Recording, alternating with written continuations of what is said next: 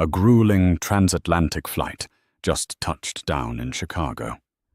The exhausted man in the faded grey hoodie only wanted to get home. Instead, he found himself shoved into a windowless interrogation room by a notoriously arrogant customs officer. The officer thought he'd caught a criminal. He actually just detained his ultimate boss. Terminal 5 at Chicago O'Hare International Airport was a chaotic sea of exhausted travelers, screaming toddlers, and the relentless hum of rolling luggage.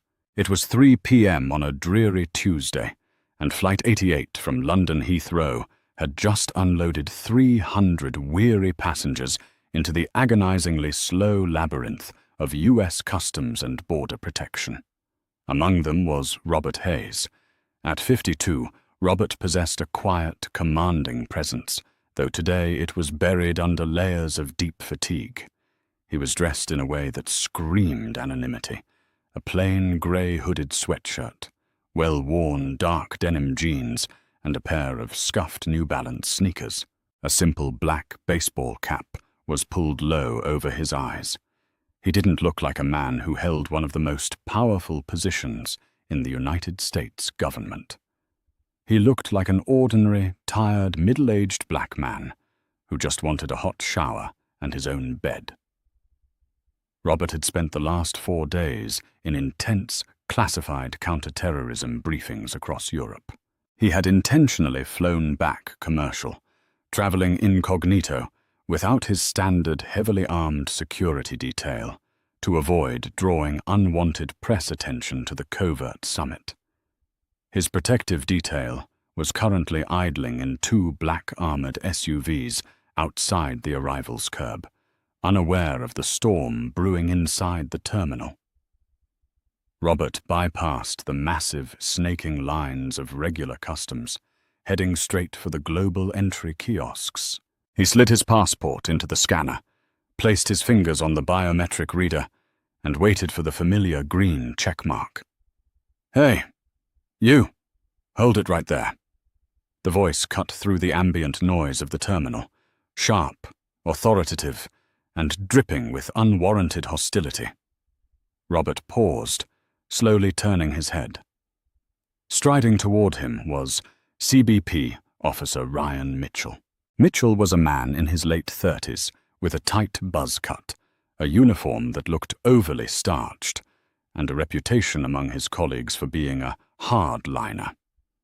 In reality, Mitchell was a bully with a badge, a man who consistently used his federal authority to profile, harass, and intimidate passengers who didn't fit his narrow worldview of what a respectable traveler looked like. "Step away from the kiosk, sir," Mitchell barked, closing the distance. He didn't say "sir" out of respect. He used it as a verbal weapon, stretching the syllable with a mocking drawl. Robert remained completely calm, his hands resting easily at his sides. "Is there a problem, officer?" he asked, his voice low and even.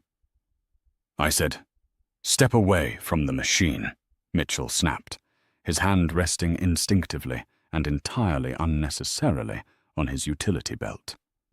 "We've been having issues with the global entry system, people using stolen credentials. You understand." Robert glanced at the screen, which had already validated his identity. "The screen indicates my entry is approved. My credentials are my own." Mitchell scoffed, looking Robert up and down, taking in the hoodie, the jeans, and the dark skin of the man wearing them. A smirking sneer crept onto the officer's face. "Yeah, I highly doubt a guy flying in looking like he just rolled out of a downtown alley has global entry. Hand over the passport. Now." Technically, as the Secretary of Homeland Security, Robert Hayes oversaw the entirety of Customs and Border Protection. Ryan Mitchell worked for him. 3 levels of bureaucracy separated them, but Robert was the man at the absolute top of the pyramid. Robert knew every protocol, every standard operating procedure, and every civil rights guideline CBP officers were sworn to uphold. Mitchell was currently violating at least 3 of them. Instead of dropping his title and immediately ending the career of the man standing in front of him, a cold, analytical curiosity washed over Robert. As the newly appointed secretary, he had read dozens of internal affairs reports about racial profiling at major ports of entry. He had seen the sterile statistics on paper. Now he was experiencing the raw, ugly reality of it firsthand. He wanted to see exactly how deep this rot went. Robert reached into his pocket, moving slowly and deliberately to avoid giving the jumpy officer any excuse to escalate physical force, and handed over his navy blue passport. It wasn't his official diplomatic passport. He had traveled on his standard civilian one to maintain his cover. Mitchell snatched the booklet, flipping it open. He glanced at the name, Robert Hayes, and then glared at Robert. "Where are you coming from, Robert?" "London," Robert replied smoothly. "Business or pleasure?" "Business." Mitchell let out a harsh, disbelieving laugh. "Business, right. What kind of business does a guy dressed like a vagrant do in London? You a rapper? A basketball player?" The blatant microaggression hung in the air, thick and toxic. Beside Mitchell, a younger, female CBP officer named Sarah Jenkins nervously shifted her weight. She looked at Robert, then at Mitchell, clearly uncomfortable with her senior officer's line of questioning, but too intimidated to intervene. "I work for the government," Robert said simply. It wasn't a lie. Mitchell's eyes narrowed. He clearly thought he was being mocked. "Oh, you work for the government? Doing what? Emptying the trash at the post office?" "Listen to me very closely, pal. I don't like your attitude, and I don't buy your story. Grab your bag." Robert didn't move. "Officer, I have fully complied with the entry protocols. I have provided valid identification. I am legally entitled to proceed to baggage claim." "You aren't entitled to a damn thing until I say you are," Mitchell practically shouted, stepping so close that Robert could smell the stale coffee on his breath. "You are being selected for secondary screening. If you resist, I will have you forcefully restrained and charged with assaulting a federal officer. Do we understand each other?" Robert stared into Mitchell's eyes. He saw no security concern, no genuine suspicion. Only the fragile ego of a racist man desperate to exert dominance. "Lead the way, officer," Robert said, his voice dropping an octave, carrying a chilling authority that for a fleeting second made Mitchell hesitate. But the officer's arrogance quickly overrode his instincts. Mitchell grabbed Robert aggressively by the bicep, yanking him forward toward the restricted doors. The secondary screening area was a stark, depressing corridor lined with windowless rooms, bathed in the harsh, humming glare of fluorescent lights. It was designed to be psychologically intimidating. For a frightened tourist or an actual smuggler, the isolation was terrifying. For Robert Hayes, it was simply an extension of his own department's real estate. Mitchell shoved Robert into Interrogation Room B, a cramped space containing nothing but a metal table bolted to the floor and 2 heavy steel chairs. "Empty your pockets, everything on the table, and put that briefcase down," Mitchell ordered, standing in the doorway to block any exit. Officer Jenkins hovered nervously in the hall behind him. Robert quietly complied. He placed his wallet, a set of keys, and a heavy, matte black smartphone on the cold steel. Finally, he placed his carry-on luggage on the floor and set his briefcase on the table. It wasn't a standard leather satchel. It was a reinforced, brushed aluminum Halliburton case fitted with a biometric lock. Inside were highly classified briefing documents from the London summit. Mitchell immediately reached for the phone. It was a secure, encrypted device issued by the Defense Information Systems Agency. It had no brand logo, no standard operating system, and weighed twice as much as a normal iPhone. What kind of burner phone is this? Mitchell muttered, turning it over in his hands. He pressed the power button, but instead of a standard lock screen, a stark black interface appeared, demanding a complex alphanumeric decryption key. Unlock it. No, Robert said calmly. Mitchell slammed his hand on the metal table, the sound echoing sharply in the small room. Excuse me, you don't get to say no in this room, boy. Unlock the phone, or I confiscate it and hold you indefinitely for obstructing a federal investigation. Robert didn't flinch. He leaned forward slightly, resting his hands on the table. Officer Mitchell, that device contains privileged, sensitive information. You do not possess the legal authority, nor the security clearance, to view its contents. Under the Fourth Amendment, and specifically under CBP Directive 3340-049A. Regarding electronic device searches, you require reasonable suspicion of a specific customs violation to demand a password. You have none. Mitchell stared at him, momentarily stunned. The average traveler didn't casually cite internal customs and border protection directives. But instead of realizing he was walking into a trap, Mitchell's bruised ego doubled down. He assumed Robert was just a legally savvy criminal, perhaps a high-level drug trafficker or corporate fraudster who had memorized the rulebook to avoid prosecution. You think you're smart, huh? Mitchell sneered, his face flushing red. You think you can come in here, dressed like a thug, and quote the law to me? I am the law in this building. You are a public servant, Robert corrected softly, and currently you are acting as a disgrace to the badge on your chest.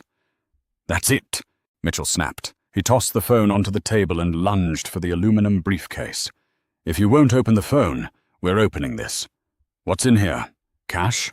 Contraband? Mitchell yanked at the latches, but they wouldn't budge.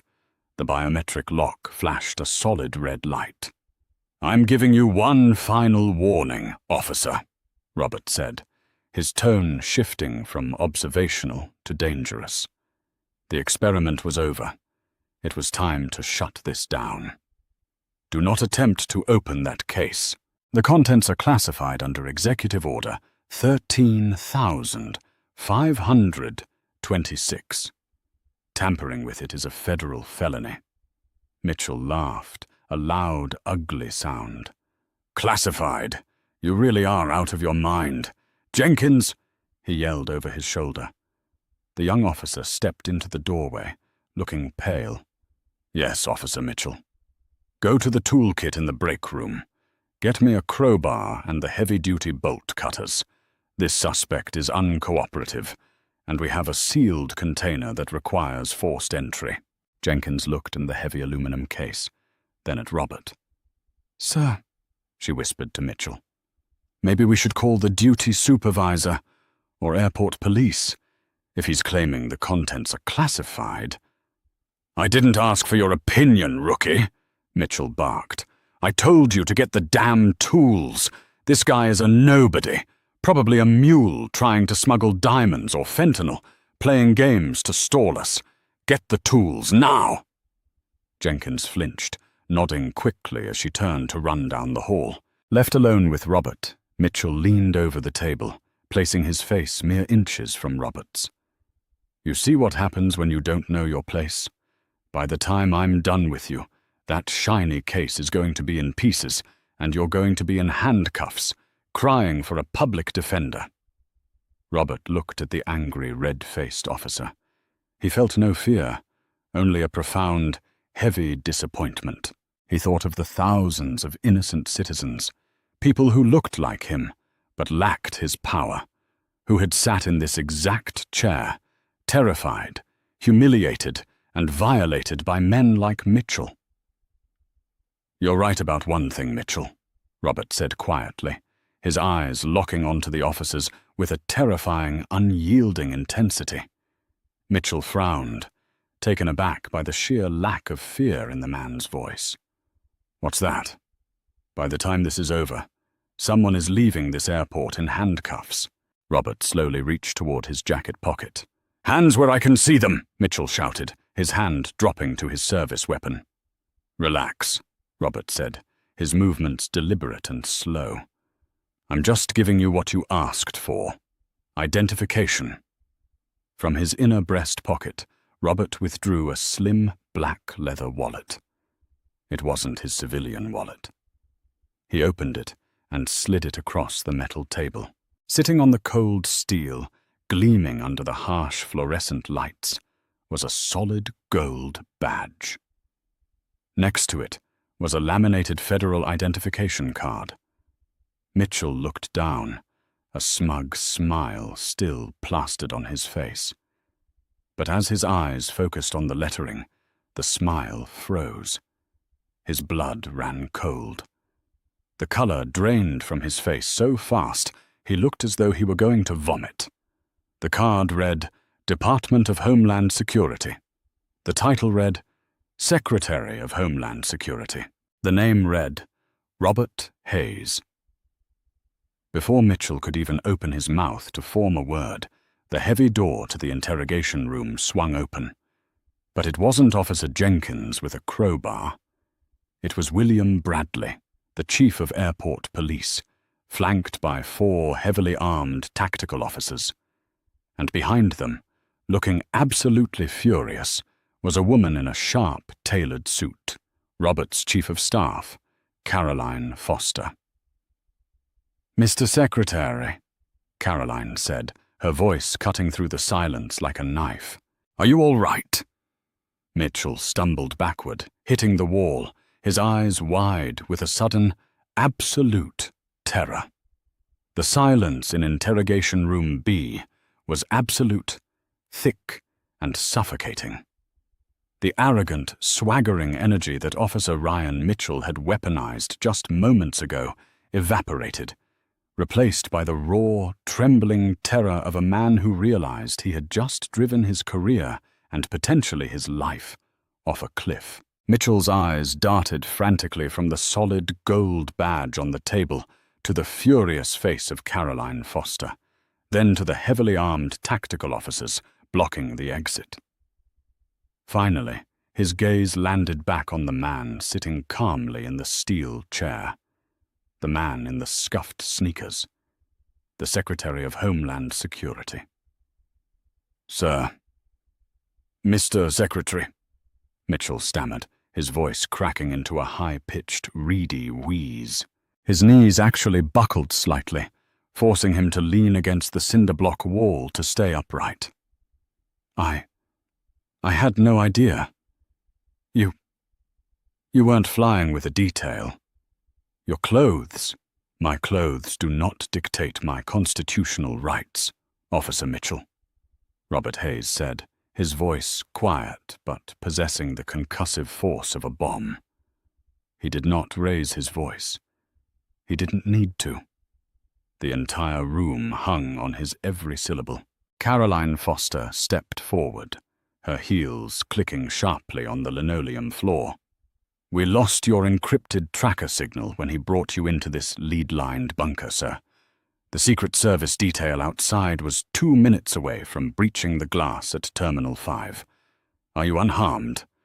I'm physically fine, Caroline, Robert replied, finally standing up. He casually slipped the gold badge back into his leather wallet. Though I cannot say the same for the integrity of this port of entry. Chief of Airport Police William Bradley, a seasoned law enforcement veteran with a graying mustache, glared at Mitchell with pure disgust. Mr. Secretary, my men and I are at your disposal. Give the word, and I'll have this badge-heavy fool thrown in a holding cell. Please, sir, please, Mitchell begged, holding his hands up in a placating gesture, his face slick with sudden sweat. It was a misunderstanding. Standard protocol. We've had a massive influx of counterfeit global entry profiles this month. I was just doing my job. I swear to God, I was just following standard security operating procedures. Robert turned slowly, his eyes locking onto Mitchell. The cold, analytical detachment he had maintained during the harassment was gone, replaced by the righteous fury of a man who had spent his life dismantling the exact kind of systemic prejudice Mitchell embodied. "Standard operating procedure?" Robert echoed, taking a slow step toward the trembling officer. "Let's review your procedure, Officer Mitchell. You initiated an investigatory stop based purely on racial profiling and socioeconomic assumptions. You verbally abused a passenger. You threatened physical assault. You violated CBP Directive 3340-049A by attempting to illegally search a secured electronic device without a warrant. And to top it off, you ordered a subordinate to fetch heavy tools to forcibly open a biometrically sealed, federally classified container." Robert leaned in, his voice dropping to a harsh whisper. "If I were a normal citizen, my phone would be shattered, my privacy violated, and I would likely be sitting in a local jail right now on fabricated charges of resisting an officer. How many times have you done this, Ryan? How many innocent people who didn't have the power to fight back have you terrified in this exact room?" Before Mitchell could formulate another pathetic excuse, rapid footsteps echoed down the hallway. Officer Sarah Jenkins burst through the door, out of breath, carrying a red steel crowbar and a pair of heavy-duty bolt cutters. "I got them, Officer Mitchell. The supervisor wasn't looking, so I—" Jenkins stopped dead in her tracks. She took in the tactical officers, the furious chief of police, the sharp-suited chief of staff, and the man in the hoodie who was currently dominating the room with his mere presence. The heavy bolt cutters slipped from her grasp, clattering loudly onto the floor. Robert looked at the young woman, then pointed at the dropped tools. "Officer Jenkins, is it?" Yes, sir," she squeaked, her eyes wide with panic. "Did Officer Mitchell order you to retrieve those tools to forcibly open this aluminum case?" Robert asked. "Yes, sir, he did," Jenkins admitted, her voice trembling. "Did he inform you that I specifically warned him the contents were classified under Executive Order 13,526? Jenkins swallowed hard, looking at Mitchell, who was violently shaking his head behind Robert's back. But Jenkins looked back at Robert and nodded. "Yes. You told him it was classified. He said you were a nobody, and to get the tools anyway." Robert nodded slowly. "Thank you for your honesty, Officer Jenkins." "Chief Bradley?" "Yes, Mr. Secretary," the police chief responded immediately. "Strip Officer Mitchell of his weapon, his badge, and his credentials. He is hereby suspended indefinitely, without pay, pending a full criminal investigation." Mitchell let out a strangled cry. "You can't do this! I have a union! You can't just fire me over a misunderstanding." "I am not just firing you," Robert said, his tone icy. "I am referring you to the Department of Justice Civil Rights Division. Attempting to forcibly open a classified diplomatic courier case is a federal felony under Title 18 of the United States Code. You aren't just losing your job, Mitchell. You are facing federal prison." Two tactical officers stepped forward. One grabbed Mitchell's arms, twisting them securely behind his back, while the other expertly unclipped his service weapon and slid his badge from his uniform shirt. The sharp click of metal handcuffs, echoing in the small room, sounded like a death knell. "As I told you earlier," Robert said softly, watching the color completely drain from Mitchell's face, "someone is leaving this airport in handcuffs." Within 20 minutes, the entire power dynamic of Chicago O'Hare International Airport had been violently upended. Robert Hayes did not leave the airport. Instead, he commandeered the airport director's sprawling, glass-walled conference room in Terminal 2. Outside the frosted glass, an army of Secret Service agents had finally secured the perimeter, their earpieces buzzing with chatter. Inside, Robert sat at the head of a massive mahogany table. His grey hoodie was gone, replaced by a crisp white dress shirt and a navy blazer that Caroline had retrieved from his luggage. He looked every inch the Secretary of Homeland Security. Sitting rigidly across from him was David Reynolds, the Regional Director of Customs and Border Protection for the Midwest. Reynolds looked like he was suffering a minor heart attack. He had been pulled from a golf course 30 miles away and had broken several traffic laws to get to the airport. "Mr. Secretary, I cannot express how deeply apologetic I am," Reynolds said, nervously dabbing his forehead with a handkerchief. "Officer Mitchell's behavior is an isolated incident, a rogue element. It absolutely does not reflect the values of the CBP. Do not insult my intelligence, David," Robert cut in, tossing a thick, newly printed file onto the table. "My Chief of Staff just pulled Mitchell's internal affairs file. 5 civilian complaints in the last 3 years. 3 for excessive use of force, 2 for racially motivated verbal abuse. All of them summarily dismissed by his immediate supervisor. He is not a rogue element. He is a symptom of a culture of impunity that you have allowed to fester under your command." Reynolds opened his mouth to defend himself, but Robert held up a hand, silencing him instantly. "Effective immediately, the Office of the Inspector General will be conducting a comprehensive, top-to-bottom audit of Terminal 5's CBP operations," Robert ordered, his voice echoing in the large room. "Every stop, every secondary screening, every confiscated item from the last 48 months will be reviewed. If the OIG finds that Mitchell's supervisor knowingly buried these complaints, that supervisor will be fired and their pension stripped. If I find out you knew about this and looked the other way, David, I will personally ask the President for your resignation." "Understood, Mr. Secretary," Reynolds whispered, his career flashing before his eyes. "I will cooperate fully with the Inspector General." "See that you do," Robert said.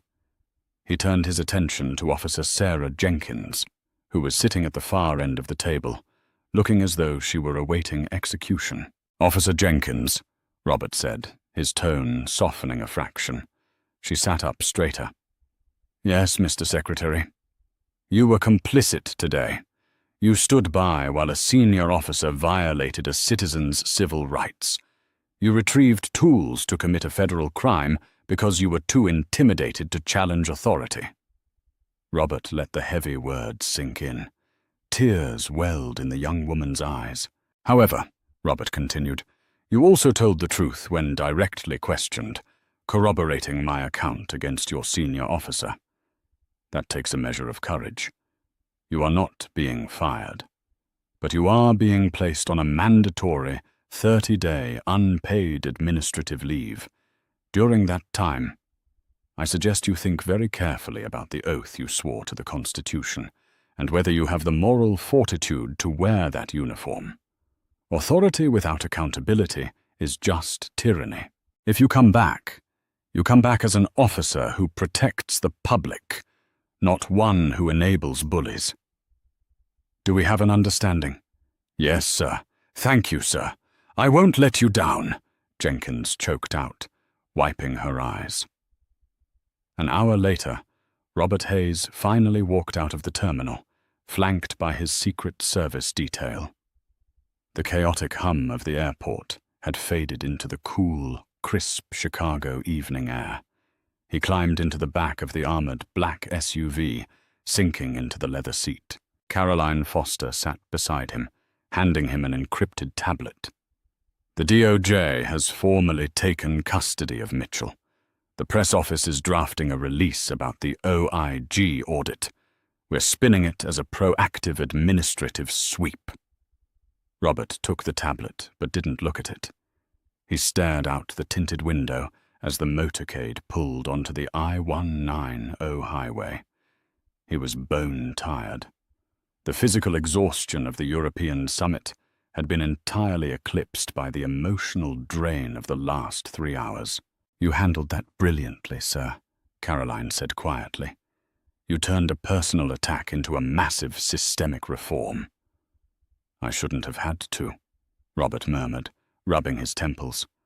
"I'm the Secretary of Homeland Security, Caroline, and it took me flashing a solid gold badge to stop a man from treating me like a criminal simply because of the color of my skin and the clothes on my back. What happens to the kid from the South Side who doesn't have a gold badge? What happens to the tired immigrant who doesn't know the exact phrasing of CBP, Directive 334, O-049A? Caroline remained silent, knowing there was no comforting answer to that question. "We did good work today," Robert finally said, his jaw setting with renewed determination.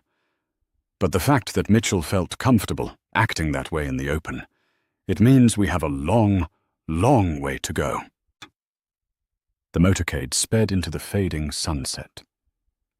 Carrying a man who had just used his ultimate authority not to exact petty revenge, but to shine a blinding light on the dark corners of the system he was sworn to oversee, Ryan Mitchell thought he was catching a nobody. Instead, he caught a hurricane, and the storm was just beginning to clean house. Thank you for watching this shocking, true-to-life story of power, prejudice, and ultimate justice. If Robert's handling of the situation inspired you, please hit that like button and share this video with your friends to spread the message that no one is above the law. Don't forget to subscribe to our channel and ring the notification bell for more incredible, dramatic stories of undercover bosses and real-life justice. Drop a comment below. What would you have done?